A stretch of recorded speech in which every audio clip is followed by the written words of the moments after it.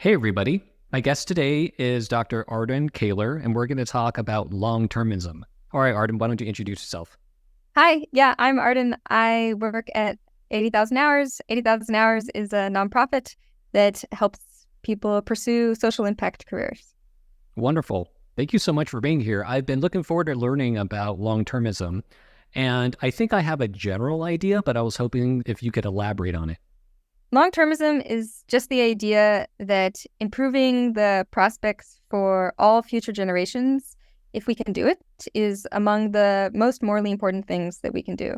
And actually, I threw in that if we can do it aside, but oftentimes long-termism is understood as the idea that, in fact, there are things we can do to improve the prospects of future generations far into the future. And so it's really important. So, the first thing that comes to mind when you say that is battling climate change, right? Because when we think about climate change, we think about future generations and intergenerational justice, right? Like if we continue the path that we're on, then we're wronging our kids and our kids' kids. So is that the basic idea? That's the basic idea. So I think climate change is a perfect example of how it's intuitive that, in fact, people who aren't alive today are like subject to the actions that we take, and we can sort of treat them better or worse in some sense. There's an empirical debate that some people have over like the impact of climate change, okay? But long-termism sounds like it's really a moral position that doesn't necessarily take an empirical position on climate change, right? So if it turns out that climate change is bad for future generations, then we have a moral obligation to do what we can to prevent it from getting that bad. Is that correct? Yeah, that's basically right. Yeah, the only sort of empirical element of long-termism is this idea that we're not totally helpless to help future generations, including like many future generations in the future. And otherwise, it's, a moral claim, but it's kind of a mixed moral empirical claim. I see. So what are some other issues that long-termists are strong supporters of? Yeah, so the top sort of few issues that I think people think are most likely to have a really big effect on future generations are existential risks, especially from AI and artificial pandemics. And then also sort of like big sort of cultural issues around like spreading positive values and like improving institutional decision making and other things that sort of like suffuse our world with like better or worse ways of doing things that might really rebound long into the future. I mean, what you're saying makes a lot of sense to me. I guess I feel like almost everybody cares about, their kids or their future kids and their future grandchildren. So why wouldn't someone be a long-termist or long-termist? Yeah, good question. So I think there's a couple of reasons, and I think you're totally right that people usually will be like, it's like super intuitive that, of course, how my kids' lives go matters, or my grandkids' lives go, even if they don't exist yet. But I think there's sort of like two main, I think, ways of objecting to long-termism, and well, maybe three. So one is to say, okay, sure, yeah, it matters how their lives go, but like at least after a couple of generations in the future, there's really just nothing we can sort of predictably do to make people better off. So like we can make things better by improving like the economy in the near term or something like that, but then like everything sort of washes out and becomes mysterious after like say 20 years or 50 years or something like that. And so then you might be like, it might still be really important to help future generations, but long-termists often are sort of struck by the fact that like the future could be really long. There could be like a ton of future generations. And that's like one of the things that makes it distinctive is like, wow, there could be a lot of individuals in the future who would be affected by our actions. And one way of objecting is to say most of those individuals will not be affected in any sort of like predictable way by our actions. So it doesn't make sense to think about when you're trying to figure out how to do good. Okay, so that was one. And I guess like I sort of have this tagged in my mind as the tractability objection. Like it's not tractable to help like people sort of far in the future. Another sort of objection that you could have is, so since this is a philosophy podcast, we sort of get into this like it's sort of a non-identity problem style objection. So basically like, well, people who don't exist yet, in fact, by trying to do something like improve the climate or reduce the chance of wars or some of these things, you might be making it the case that people who are better off come into existence in the future, but not make it the case that any particular individuals are better off than they would have been otherwise, because you're sort of changing who exists in the future and not just how in particular individuals' lives go. And so if you're sort of sympathetic to the picture that that means that it's not morally important or morally good to bring into existence people who are better off than would have come into existence otherwise, then you might object to long-termism and say, actually, it's totally morally neutral. What we do vis-a-vis the effects on future generations, because in fact, it affects which individuals come into existence and not just how particular individuals' lives go. So this, yeah. Does that make sense? Yeah, no, that makes sense. Let's dive a little deeper into this non-identity problem. I've been thinking about it recently, but I think for people who are unfamiliar with it, it's a little difficult to grasp. Sure. Yeah, and I should apologize because I think I feel like there's standard ways to describe it, and I haven't like brushed up on them in a little bit. So so the non-identity problem is this issue in philosophy, and I think first discussed by Parfit, and basically it's the observation that many actions that we take might affect who comes into existence in the future.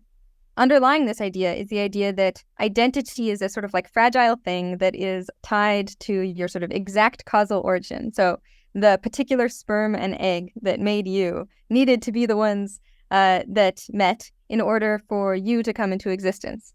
And this is a sort of like fairly mainstream view of identity, I think, in philosophy. And I think is pretty intuitive, the idea that like, you know, your parents had never met, you would have never come into existence or something like that. And the idea is that if we take sort of big actions in the world, like let's say pass a bill to reduce carbon emissions, and that really changes who works what jobs and who meets, and then you might think over 20 years or something, a lot of different people will be born who wouldn't have been born otherwise. And a lot of people who would have been born otherwise won't be born. When you're sort of passing this bill and trying to reduce the harmful effects of climate change, you might think of yourself as improving things for future generations. But in fact, in some sense, you are at least partially changing which generations come into existence, in addition to, you're changing who comes into existence with your actions. So, okay, then there's the concern that what does it mean to help somebody? It might mean to make them better off than they would have been otherwise. And if so, then you could say of these people who exist because you passed this climate change bill in a, let's say, much more climatically stable world than we might have otherwise. You say, well, they're not really better off than they would have been otherwise, because had you not passed the bill, they would have never come into existence at all. And you can't compare how they are, given that you passed the bill, with a zero or a nothing, or the absence of an existence. And similarly, the people who would have come into existence in, let's say, a much hotter or more chaotic, climatically chaotic world, they're not worse off because you didn't pass the bill. They are, because if you hadn't passed the bill, they wouldn't have come into existence at all, and you can't compare their existence to a nothing. So that's the non-identity problem. And that's the non-identity problem as framed as an objection to long-termism. Yeah, no, that makes sense. It's a little trippy, right? It's just like like your actions now are going to affect who gets born later, right? And if that's the case, how can you say that you benefited them or Exactly. harmed them, right? Because if you hadn't done that thing, then that group wouldn't exist. So it's kind of trippy. Okay, no, I think that was good. So what's like the third objection? Yeah, so the third objection is to say, okay, it matters how the lives of future generations go, totally agree. But there's a priority claim made by long-termists, which is like, not just this matters at all, but like, wow, this matters so much. It's like really important. And it could be worth allocating resources to, even if could have done something else that was good. So there's like there's a comparative claim that it's like a top priority. And some people will even go farther and say it's the top priority. But like, at least I think people who call themselves long-termists will at least say, look, this is like something a lot more people should be paying attention to. And you could just say, I don't know, it doesn't seem like that important. It might be good to help future generations, but not the kind of thing that we should like put a lot more societal resources to. And so that might be the third kind of objection that you would have. Yeah. Okay, so long-termist, that is it a species of utilitarianism? I think a lot of people who might say they believe long-termism also believe utilitarianism, but I think they're actually like mostly unrelated, sort of like conceptually. So, because you basically long-termists you could think that like, in fact, beauty is inherently good, and you really care about having that would make it so that you think, okay, maybe it's a really big priority to make sure that the world can support a lot of beauty in the future. So you can sort of be adapted to whatever you think is important, and it's not necessarily utility, happiness, and the avoidance of suffering. Yeah, what it does require is the thought that you can be sort of impressed by the large amount of possible good stuff, whatever it is, that is possible in the future. And that like bears some similarity to utilitarianism, because utilitarianism is sort of like cares about quantity, like 10 people helped versus one person helped. We like care sort of in some sense proportionally to the like numbers there in utilitarianism. And long-termism similarly is like, wow, so many potential lives could be affected by this thing in the long run future. So I'm going to think that it's really important because of that. Okay, so that, I mean, the way that you describe it sounds like a species of utilitarianism, because why else would you put so much importance on future generations if you didn't think that there are going to be like more of them? You know what I mean? It's like, if we're talking about future generations, I'm like, well, who knows how many human beings are going to exist in the future? So if you think that the numbers matter, or the amount of happiness and suffering matter, then you're going to put more weight on that, right? Yeah. So actually, I think the way that I described the sort of justification for long-termism, you do have to be, if not a utilitarian, a consequentialist to kind of follow that reasoning, or at least think that the consequences, even if they're not the only thing that matters, that they at least matter a lot.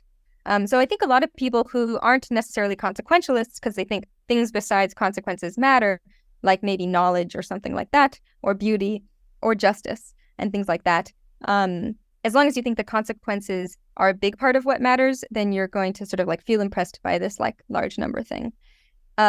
However, I also should say, I think long-termism is the claim that improving the prospects of all future generations is among the most morally important things we can do. And there are multiple ways to get there. So you could get there through this sort of like impressed with how many future generations there could be style argument.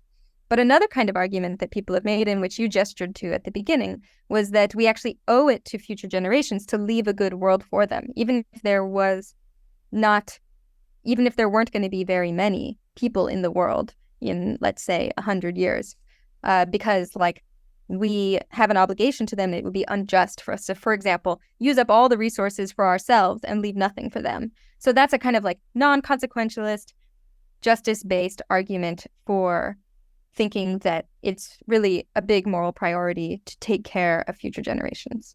I see. So you don't have to be a utilitarian. Interesting. Okay. So the word long-termism, right, I assume comes from the term long-term. That we should think about our long-term consequences, and we should think about generations that will exist way in the future. But what distinguishes short-term from long-term?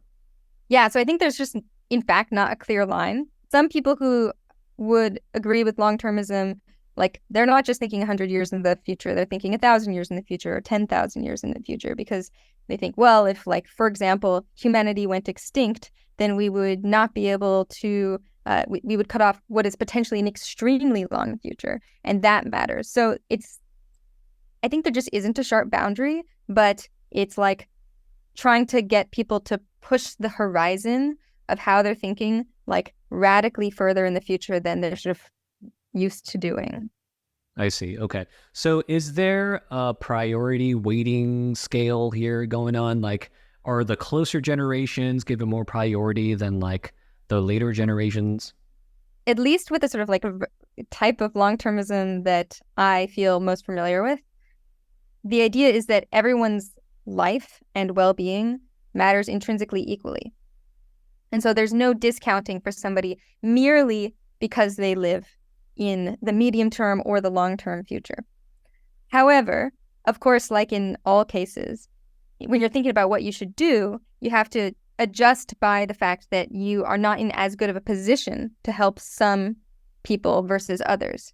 And so in terms of the weight of your reasons for action, people who are in the present generation or the near future are likely to get a sort of a boost from the fact that it's easier to figure out what will actually make them better off versus people in the very long run future where there's all these things happening in between messing up the causal story. And so in that sense, yes, but in sort of the pure sense of like, does their well-being matter? No, there's like no discounting for time. Okay, so there's an epistemological limitation, right? Like we don't know exactly what actions to take now to benefit people who exist 2,000 years from now, right? We have more knowledge and we have more reason to think that certain actions will benefit our kids and our grandkids, right? So because of these practical limitations, we just shouldn't give as much thought as to, people 2,000 years from now.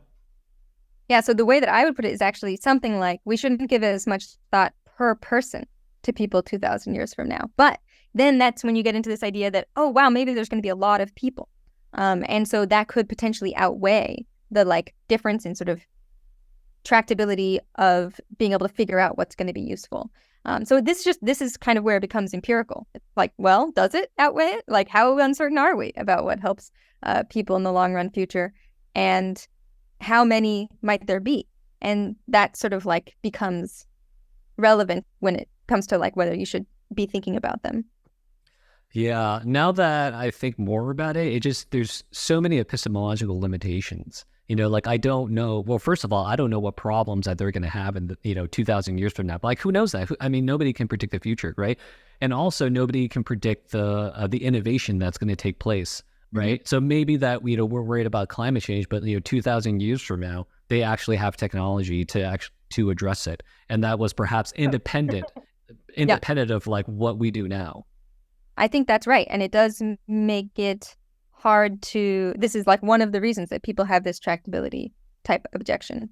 Although in that particular example, I would note that like you also care about the people in between. So if like let's say they're going to like invent technology that will sort of be able to rescue us from the trajectory that we are on with climate change in 300 years. Well, the people in the intervening 300 years, we might be able to help by working on climate change now anyway. And that's still relevant, even if, because like everybody counts for one is the idea.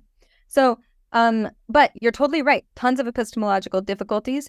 And that's actually why I think a lot of people who started thinking about the long run future started going, okay, well, what are some things that might have that could happen in the near future such that we have a sort of better grip on them epistemologically, but that could have super long run consequences.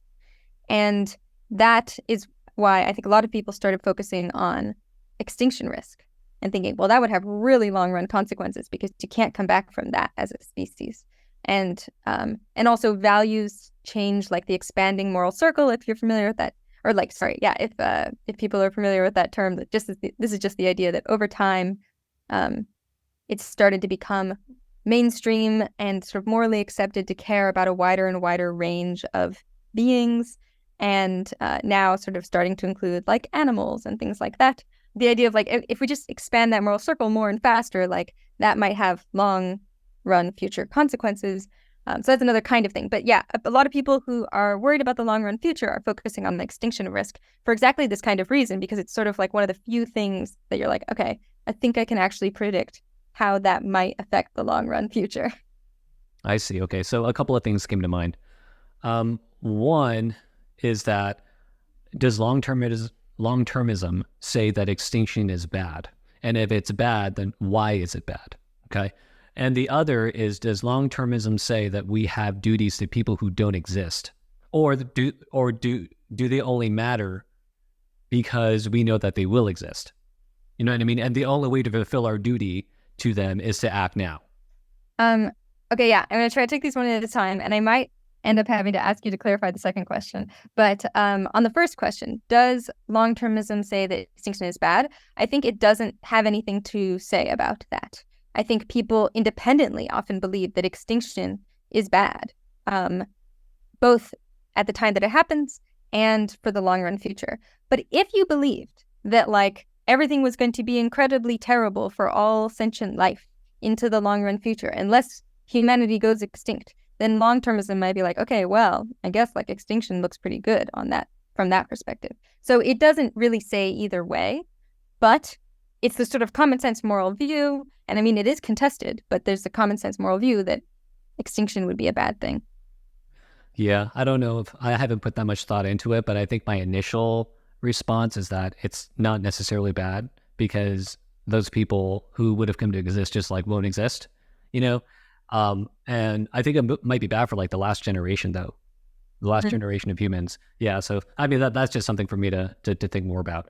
In regards to the second question, so it's kind of tricky, right? Because like these people don't exist yet. We know that there is going to be people who exist in the future. We know that. Now, we don't know whether or not they're going to be people 100,000 years from now, right? But the closer they are to us, the more confidence that we have that they exist, right? And so just because of that, does long-termism say that we have duty towards those people because we know that just people are going to exist in the future? I think the language of duty is like pretty philosophically loaded, and that you can sort of, so because like you could be someone who believes long-termism and not really believe in moral duties per se, because maybe you're a utilitarian and you don't, and you kind of think it's just like some things are better and some things are worse, and you have more reason to bring about the things that are better. So I think long-termism doesn't say anything per se about duties. That said, I think part of what you're getting at, I mean, correct me if I'm wrong, is something like, you're sort of asking like, do we only have these moral reasons to care about how things go for future generations because of the possibility that they will exist? And if they, sorry. I thought I had an idea of how to rephrase it, but I don't. And I'm wondering if you can do it for me. Yeah. Well, I guess, I mean, I may not totally understand what I'm asking either. But it said, so I would say that in general, I don't have duties to people who do not exist. In general, I would say that there may be certain weird circumstances that I can't think of off the top of my head where I would have these duties, whereas like I can actually wrong somebody who doesn't exist, right? Usually I consider existence to be like a prerequisite. Okay. Yeah. So when we're talking about future generations, it's in this in-between state because they don't exist, right? And no, I don't know, that we can say that any particular individual is going to exist in the future, but some people are going to exist. Yeah. Right. So it sounds like that if you do believe in duties, if you're one of those long-termists who believe in duties, then we have duties towards this group of people who don't exist yet, but will exist, or we have pretty good reason to think that they will exist. Yeah. I think that is one way that you could do it. The thing I want to say is I think it's analogous to generations that are very soon to come. So whatever it is that our moral relationship is with like our future children, that's kind of going to be fairly analogous, I think. Or at least let's say your friend's future children or something, so that you don't, you can like subtract out the idea of like direct parenthood giving special obligations or something like that. This relationship seems like it's kind of like a duty to the future child, whichever one does come into existence. And that is the kind of relationship you might have to future generations. Because, of course, the next generation is also kind of like indeterminate at this point, right? And yet it seems like we have moral reason to care about how they fare. And this is just to extend that relationship to generations after the next one. Yeah, I think that where I'm getting a little confused, and I just have to think more about this, is like the temporal element, So you can have a duty towards somebody who exists, right? And that duty is like concurrent with the existence of that person. But now in this case, we may have a duty that exists prior to the existence of the person, right? So you only perhaps like you fail to perform that duty if that only in the future when that person comes to existence. But before that, you haven't, I guess, done anything wrong in that sense. It's like it's weird. I'm trying to figure out the temporal element. So I think I think there are different ways this could go, but my guess is that you have the duty is sort of unfulfilled now if you like don't do. Let's say you had the chance to engage in this piece of climate activism and you like didn't because in fact your company was gonna profit from being able to forego it or this bill not passing. Okay, I think you have like I think it makes more sense to say that you have not fulfilled your duty now, even though the person who's harmed by the fact that you didn't fulfill the duty doesn't exist yet. And I think maybe that's because I think of like moral duties as things that aren't necessarily tied to specific individual others. They can be like a duty to do well by an indeterminate like future person who it's unclear which one is going to exist at this point. But the duty itself might exist in the present and be fulfillable or not in the present. So if you're a person who just cares about the well-being of your future kids and the well-being of your future grandkids, how would your behavior actually be different if you're a long-termist? So I think long-termism usually points to trying to look farther ahead than that. So I think actually in some sense, a lot of people are intuitively already medium termists, you might say, or something, thinking about their kids and their future grandkids. And so their behavior might not change at all. So it kind of depends on what's the baseline.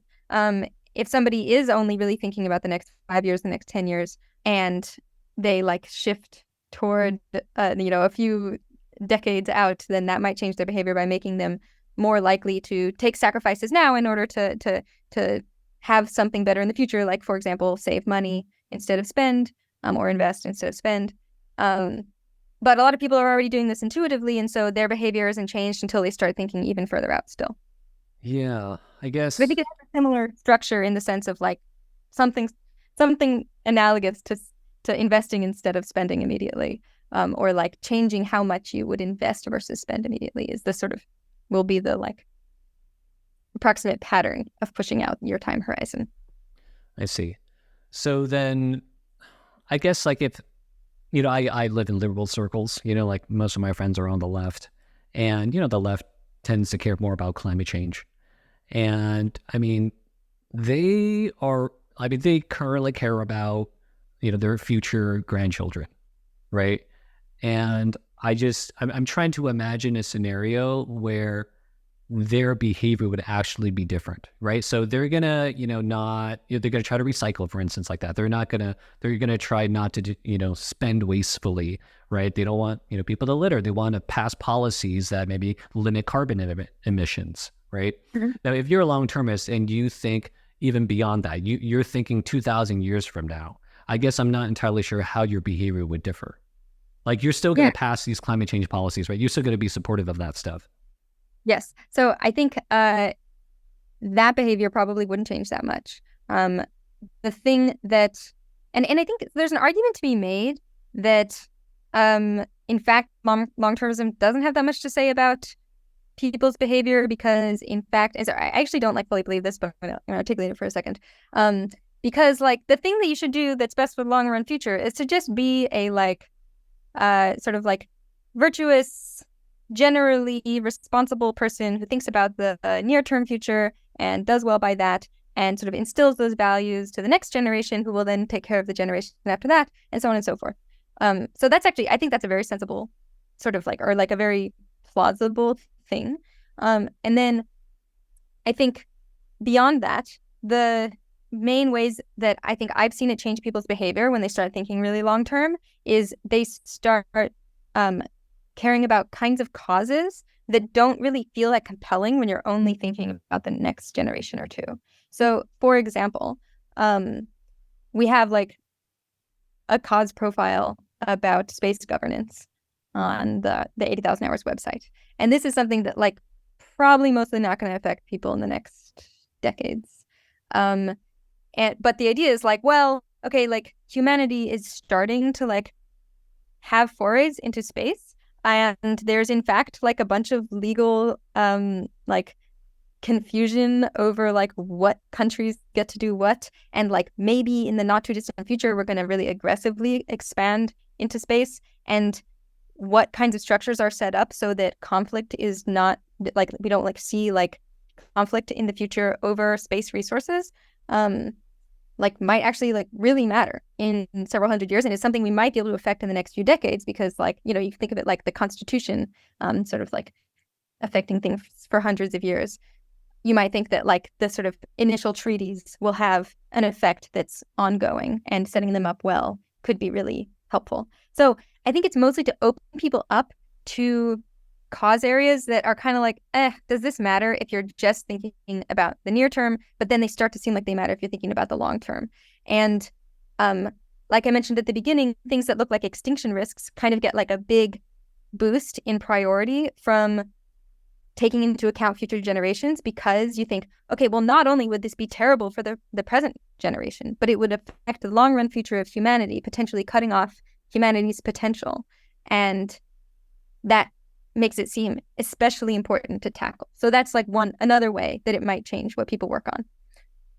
Interesting. Yeah. I mean, Star Trek fans are going to be in favor of this. Just what you just said. I mean, that just sounds like, you know, Starfleet, the Federation, you know, we're like, yes, we got to start working on that now because we want to see that future.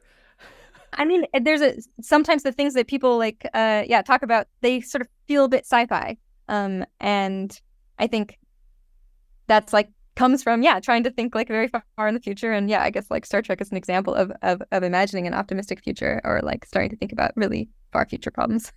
When I think of utilitarians, I think of people like Peter Singer, and I think of, you know, the arguments that he makes, especially, you know, in regards to charitable giving, right? And his arguments are, at least, you know, in that, in his famous article, it's not about future generations, right? It's about the people who currently exist and currently suffer. Okay. Now, how does the current suffering of human beings weigh against the possible future suffering of other people? Yeah. So it weighs like exactly 1-to-1 per person. Everybody's suffering counts equally, including that of future generations. You can still prioritize present generations above helping future generations if you think you can help more people or help them more. Just all the sort of normal reasons why. So actually, I should have introduced this analogy earlier, but I think it's sort of analogous to, you know, you brought up Peter Singer trying to extend the circle of concern through space. So being like, well, I'm used to mostly thinking about people in my immediate vicinity, spatially, maybe in my hometown or my home country. But I'm going to try to be like, actually, just the fact that somebody is halfway across the world does not mean that their suffering matters any less or their happiness matters any less. And so I'm going to try to extend and try to see what the implications are of that for what I should do. And Peter Singer argued famously that it meant that you should give a lot to charity to help those people, because in fact, you could help them a lot with little cost to yourself. And long-termism sort of says the same thing about people far away in time. And in both cases, you could say like, well, actually, the person right next to me, spatially, I have a very good idea about how to help them. So I'm going to prioritize that, because even though I could help 2 people very far away or something, because I won't be able to help them as much, or I won't be able to help them with as much certainty. And so I'm going to discount per person. And that's totally consistent with the Peter Singer style argument. And so similarly for long-termism. So they're kind of like analogous. Interesting. I almost see perhaps a tension between like the Singer type of charitable giving, you know, to the level of marginal utility argument, and perhaps long-termism, right? Because, I mean, in his article, he's saying like, look, like we should be working full time to help alleviate the suffering of the global poor, right? I mean, that's a pretty strong claim. So, I mean, we wouldn't have these huge gaps between the rich and the poor, right? Between the Elon Musks and the all the other people who live on this planet, right? They should be giving a lot of this money. They should be investing. But if you're a long-termist and you think like, look, like humans are gonna continue to exist for many, many years. Eventually, we're gonna go out into space, right? And it would be, it would be good and maybe necessary for human beings to start colonizing other worlds. And so, what we actually need to do is not give our money away, right? We actually need to invest our money in high-tech stuff, space exploration stuff. What we need to do is build rockets. I need to build my own rocket. You need this other billionaire to invest money to build his own rocket. And we need to have like a space race between these rich people, because that's the only way that we're going to drive the innovation necessary to have a Star Trek future. So yes, there are people right now today who are starving and they're going to die, but there are more people in the future and we have to prioritize them. And as you said, everyone's life is equally worthy. Yeah. So I think taking into account future generations does change your prioritization from just trying to optimize for what is good for the present generation, or the like very near future generations. Because even I think sort of Singer style philanthropy like often is talking about helping, with like family planning and things, and like childhood mortality in places where like the children who will be saved are not yet born. So there's like sometimes like near future generations or something. But yes, I think that if you're thinking about future generations, it like changes the kinds of causes, like I mentioned space governance earlier, that you might prioritize. And like the nature of prioritization is that if you are funding an initiative to figure out the space governance thing that you think will be best for the long run, then you're not putting that money toward helping present generations today who are suffering. So in that sense, yeah, it changes your prioritization, could change your actions. So I have a better understanding of long-termism now, and there seem to be certain assumptions that are built into it that are not necessary, right? Like you said, long-termism is neutral on whether or not existence is a good thing. But it sounds like the way that you've talked about it, that it's a good thing if people are alive rather than so I think not alive. I happen to also believe that extinction would be bad. Okay. So I was trying to answer that question sort of strictly for long-termism, but like the view of me, who has lots of different views, includes the view that we should try to continue to exist as a species. I see. Okay. So somebody like Benatar, who's like an anti-natalist, right? Like he just thinks life is overall bad. I guess he could be a long-termist too, right? And that would almost give him an even stronger reason to be an anti-natalist, right? It's like, think of all the future suffering that would happen if people continue to exist. We have to care about them too, Yeah, no. Yes, I agree with that. Do you think that people have any misconceptions of long-termism? Yeah, so I think one of the big misconceptions, I think, is that sometimes people say like prioritizing future generations more than the present generation, like as if it is not this one-to-one thing, or like thinking that that present generations don't matter. And I think in the same way that like Singer style philanthropy doesn't say that like the lives of people in your hometown don't matter, I think long-termists don't say that, or wouldn't, like, doesn't imply at all that present suffering or happiness doesn't matter. So that's one sort of objection, or sorry, one sort of like objection that I think comes from a misconception. So part of me wants to talk about this utilitarianism thing, because I do think their relationship is kind of confusing. And I think there are ways of being a long-termist without being a utilitarian. And I think that is one misconception that I think came out today, that you have to be a utilitarian to be a long-termist. I think there are other misconceptions also around the relationship between long-termism and other views. So I know people who work on trying to reduce extinction risks from like biotechnology. And sometimes they're like, look, I don't care about this long-termism stuff. I'm just trying to reduce extinction risks because like extinction seems bad, even if I just like don't worry about the long run. So that's like another potential misconception in the other direction, which is that everyone who cares about these extinction risks is doing it for the sake of the long run future instead of for sort of more common sense moral reasons. I think another one has to do with this like science fiction thing. Maybe it's not really a misconception, but I guess I'll just say like, I think it's often said that long-termists are like everything they think about is just science fiction or something in a sort of dismissive way. But I think like a lot of things seem really futuristic before they happen, and things that seem like insurmountable global challenges that only affect people really in the abstract sometimes really come home to roost. So I think like climate change might have looked like that in the 70s. And it feels like we should care about what in 50 years is going to look like. It's going to actually be real, even if it seems very kind of surreal or science fiction now. Yeah, I guess you can imagine a science fiction future where people upload their consciousness to like the cloud, right? And you can actually host billions and billions of minds in the cloud on some tiny server. And so maybe we have like this obligation to create these servers for our future, like minds or something like that. It could get really sci-fi-y. Yeah, I definitely think it could get really sci-fi, and I'll admit to thinking like, I don't know, there are versions of that that seem really cool to me, right? Like a sort of, yeah, flourishing intergalactic civilization seems like a good thing, and like I would be, I think, excited if I found out that that was where humanity was going. Yeah, me too. I'm a huge Star Trek fan. You get like you if you just focused on like the Star Trek part, I think it would be no. I'm just joking. Yeah. That's actually how that would have made it intuitive. Yeah, you just focus on Star Trek. You'd be like, "Don't you love Star Trek? Wouldn't you want to live in that world? We should like try to, bring about that, that civilization." I'd be like, "Yes, 100%, totally." Yeah. Anyway, I think it's a good place to wrap things up. Thank you so much for being here. Yeah, thank you so much for having me. This was a lot of fun.